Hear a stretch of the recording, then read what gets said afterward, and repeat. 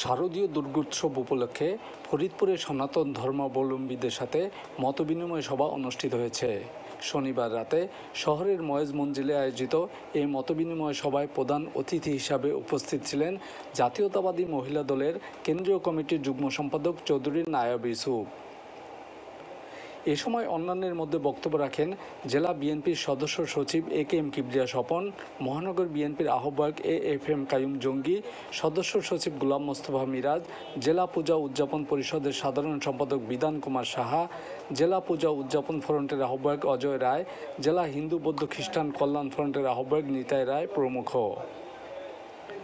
মতবিনিময় সভায় ফরিদপুর জেলা সনাতনী ধর্মের সর্বস্তরের নেতাকর্মীরা উপস্থিত ছিলেন।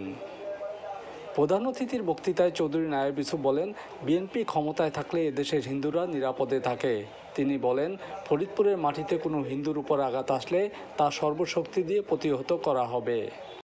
সম্প্রদায়ের থেকে অনেক সময় চাঁদাবাজি, অনেক সময় আপনারা বলতে পারেন না, হয়তো বা মুখ ফুটে ভয় পান, কিছুটা নিরাপত্তাহীনতায় থাকে, কিছু হয়তো বা জোর জবরদস্তি আপনাদের কাছ থেকে কোনো জোর জুলুম করা হয়।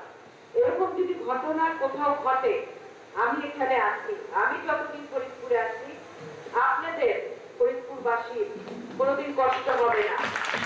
আপনাদের নিরাপত্তা আমি দিব। আমার ফোন নাম্বার সবার কাছে আছে, আপনারা ডাইরেক্ট ফোন করতে পারবেন। এবং আমি দেখেছি, আমি জানি না, আমি খুব ভাগ্যবতী মনে করি আমাকে। আমার কাছে মানুষ মনে করে কি, ওনার কাছে গেলে আমার সেই নিরাপত্তাটা, আমার সেই সমস্যার সমাধানটা হবে। এবং এটা আমার কাছে যখন আসে না, আমার কাছে খুব ভালো লাগে যে আমার কাছে এসছে, ওনারা আমার উপর আস্থাটা রাখতেছে। এটা কিন্তু খুব ভাগ্যের ব্যাপার, সবার কাছে কিন্তু সবাই যায় না।